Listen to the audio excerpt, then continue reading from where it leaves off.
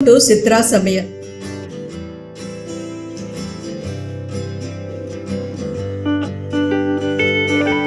இன்னைக்கு நாம பூண்டு ரசம் செய்ய போறோம். கொஞ்சம் வித்தியாசமா வறுத்தரைச்சு அரைச்சு செய்ய போறோம். வாங்க இதுக்கு தேவையான பொருளை பார்க்கலாம். ஒரு எலுமிச்சப்பழ அளவு புளியை ஊற வச்சு கரைச்சி வச்சிருக்கிறோம். ஒரு மீடியம் சைஸு தக்காளி கட் பண்ணி வச்சுருக்கிறோம். சீரகம் அரை ஸ்பூன், வர கொத்தமல்லி 1 ஸ்பூன், துவரம்பருப்பு அரை ஸ்பூன், 1/4 ஸ்பூன் மிளகு, 2 வரமிளகாய், 4 பல் பூண்டு உரிச்சு வச்சுருக்குறோம். கொஞ்சம் கருவேப்பிலை, ஒரு 10 பல் பூண்டு உரிச்சு வச்சுருக்குறோம்.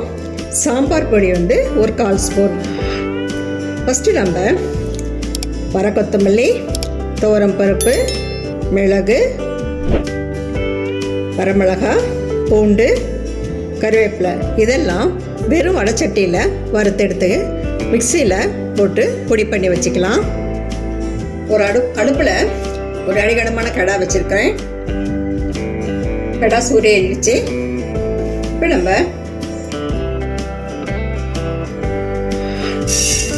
வரமல்லி, துவரம்பருப்பு,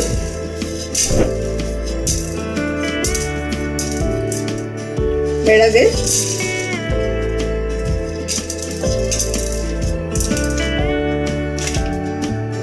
ரெண்டு மிளகாய், பூண்டு, கருவேப்பிலை இதை பொன்னிறமாக வறுத்து எடுத்துக்கலாம். அடுப்பை நம்ம மீடியம் சைஸ் வச்சுக்கிறோம்.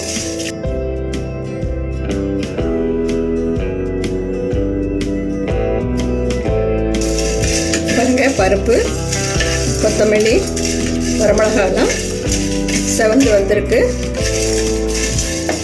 இது குழந்தை பிறந்த வீட்டில் இந்த மாதிரி ரசம் வச்சு கொடுத்தா குழந்தை பால் கொடுக்குறாங்கல்ல, இந்த பால் நல்லா ஊறும். ஜீரண சத்து இந்த குழந்தைங்களுக்கு ஆகும். இது கொஞ்சம் பூண்டு நான் வச்சு தனியாக 10 பல் எடுத்துருக்கேன்ல, இந்த பூண்டை கடைசியில் நம்ம நெய்யில் வறுத்து போட்டு நல்லா கொதிக்க விட்டு எடுத்துக்கணும். நம்ம இது செவந்து வந்துருச்சு. கேஸ் ஆஃப் பண்ணிவிட்டு ஆறின உடனே நம்ம மிக்சியில் கொஞ்சம் கொரகொரப்பாக அடித்து எடுத்துக்கலாம். பாருங்கள், மிக்சியில் வறுத்ததை மிக்சியில் போட்டு இதே மாதிரி கொரகொரப்பாக எடுத்துக்கணும். நம்ம இப்போ நம்ம சீரகம் இருக்குல்ல, அது வறுக்கலை. நம்ம இந்த பச்சை சீரகத்தை இதோட போட்டு அடித்து எடுத்துக்கலாம். பாருங்க, சீரகம் பச்சையவே போட்டு அதுவும் இந்த மாதிரி கொரகொரப்பாக அரைச்சி எடுத்துக்கிறோம். ஏன் பச்சையாக போடுறோம்னா இன்னும் கொஞ்சம் மனம் கூடுதலாக வரும். வறுத்து போட்டிருக்கோம், இருந்தாலும் இது தனியாக வித்தியாசமாக தெரியும் பச்சையாக போடும்போது. அதனால தான் நான் பச்சையாக வறுத்தரைச்ச பொடியோடு போட்டு கடைசியில் நம்ம அரைச்சி எடுத்துக்கிறோம். இப்போ நம்ம பூண்டு ரசம் செய்ய ஆரம்பிக்கலாம்.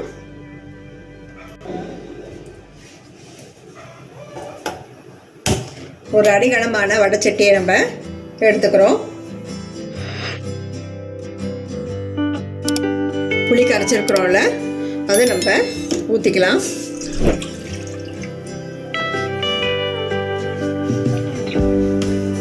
இன்னும் கொஞ்சம் தண்ணி அதில் சேர்த்திக்கலாம். நம்மளுக்கு ரசம் எவ்வளோ தேவையோ அதுக்கேற்ற மாதிரி நம்ம தண்ணி சேர்த்து ஊற்றிக்கலாம்.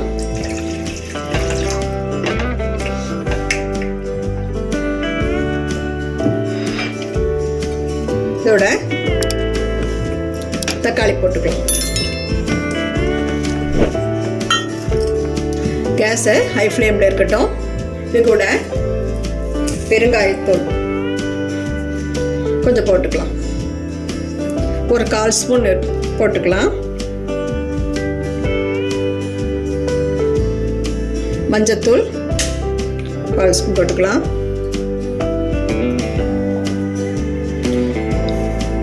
சாம்பார் பொடி போட்டுக்கலாம், எடுத்து வச்சுக்கோல அதை போட்டுக்கலாம். இது ஒரு நல்ல 10 நிமிஷம் கொதிக்கட்டும். ஏன்னா புளியோட பச்சை வாசனை போகணும்.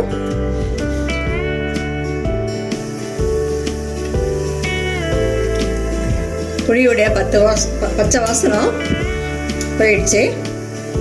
இதை இப்போ பக்கத்தில் வச்சிடலாம். ஒரு தாளிப்பு கரண்டி வச்சிடலாம். அதில் ஒரு ஸ்பூன் நெய் விட்டுக்கலாம். பூண்டு உரிச்சு வச்சிருக்கோம்ல 10 பல் பூண்டு, அதை இதில் போட்டு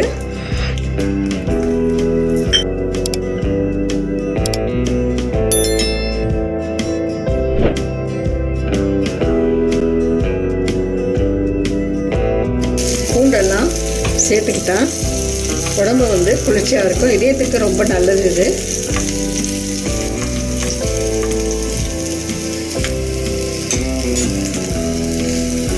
புரிஞ்சிடுச்சு.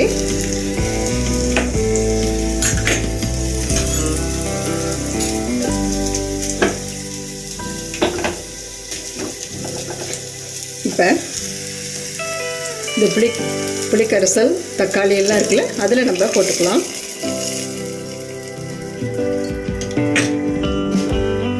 போட்டுட்டு அரைச்சி வச்சிருக்கிறோம்ல பொடியை, அதை இப்போ போட்டுடலாம்.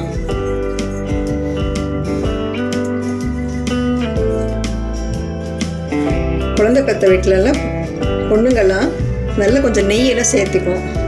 குண்டாயிடுச்சு அப்படிலாம் நினச்சாங்கன்னா அதுக்கப்புறம் நீங்கள் எக்ஸசைஸ் பண்ணி அந்த மாதிரி உடம்பு குறைச்சிக்கலாம். நெய்யில் நிறைய மருத்துவ குணம் இருக்குது. அதனால தான் குழந்தை பெற்ற பொண்ணுங்கள்லாம் நெய் கொஞ்சம் நல்லா குழந்தை பெற்ற வீட்டில் நல்லா சேர்த்திக்கலாம். இப்போ எனக்கு கொஞ்சம் 3 டம்ளர் தண்ணி ஊற்றிக்கலாம். அளந்து வச்சுருக்கிறேன் 3 டம்ளர் தண்ணியை அதை ஊற்றிக்கலாம். தேவையான அளவு உப்பு போட்டுக்கலாம். நான் 1 ஸ்பூன் போட்டுக்கிறேன்.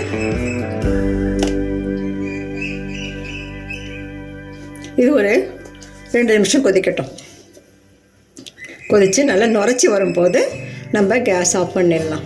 ரொம்ப கொதிக்க விட்டாலும் ரொம்ப நேரம் கொதிக்க விட்டாலும் கொஞ்சம் கசப்பு தன்மை வந்துடும். அதனால் கொஞ்சம் நேரம் கொதிக்க விட்டு பூண்டெல்லாம் நல்லா வேகணும் இல்லை, அதில் வெந்துடும். அதனால தான் நம்ம கொஞ்சம் நேரம் கொதிக்க விட்றோம். நல்லா நுரைச்சி வந்திருக்கு. இந்த டயத்தில் நம்ம கொத்தமல்லி தழையை தூவிக்கலாம்.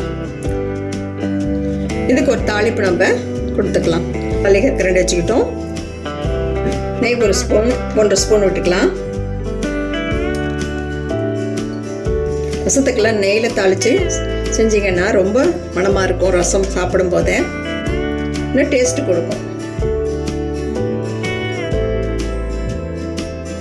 கடுகு, உளுத்தம்பருப்பு,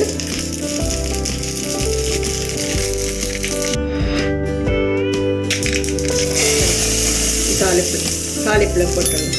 தாளிப்பில் இப்போ நம்ம டேஸ்ட் பண்ணி பார்க்கலாம். நல்லா கம்மன்னு வந்திருக்கு. வாசனை சூப்பராக தெரியும். மழை காலத்துலலாம் இதுவும் செஞ்சு சாப்பிட்டா இன்னும் நல்லாயிருக்கும். நல்லா கலக்கி விட்டுட்டு ஒரு பவுலில் மாற்றிக்கலாம். நம்ம சூப்பரான பூண்டு ரசம் ரெடி ஆகிடுச்சு. ஒரு பவுலில் நம்ம மாற்றிக்கிட்டோம். டேஸ்ட்டு பண்ணி பார்த்ததில் ரொம்ப சுவையாக இருக்குது. நீங்களும் இதே அளவோட உங்கள் வீட்டில் செஞ்சு பாருங்கள். குழந்தை பிறந்த வீட்டில் இதை செஞ்சு கொடுத்தா அவங்களுக்கு குழந்தை பிறந்த அந்த பொண்ணுக்கு பால் நல்லா ஊறி குழந்தைங்களுக்கு பால் கொடுக்கும். உதவுது. பூண்டு சாப்பிடாதவங்க கூட இந்த மாதிரி செஞ்சு கொடுத்தாங்கன்னா, இந்த ரசம் மாதிரி செஞ்சு கொடுத்தீங்கன்னா நல்லா சாப்பிடுவாங்க. நீங்களும் இதே மாதிரி இதே அளவோடு செஞ்சு பாருங்கள். இந்த வீடியோ உங்களுக்கு பிடிச்சிருந்தா சித்ரா சமையலுக்கு லைக் பண்ணுங்கள், கமெண்ட்ஸ் பண்ணுங்கள், சப்ஸ்கிரைப் பண்ணுங்கள். உங்கள் ஃப்ரெண்ட்ஸுக்கும் ரிலேட்டிவ்ஸுக்கும் ஷேர் பண்ணுங்கள். உணவே மருந்து. மிக்க நன்றி. இந்த வீடியோ உங்களுக்கு பிடிச்சிருந்தா சித்ரா சமையலுக்கு லைக் பண்ணுங்க, ஷேர் பண்ணுங்க, சப்ஸ்கிரைப் பண்ணுங்க. உங்களுடைய கருத்துக்களை கமெண்ட் செக்ஷன்ல பதிவு பண்ணுங்க. உணவே மருந்து.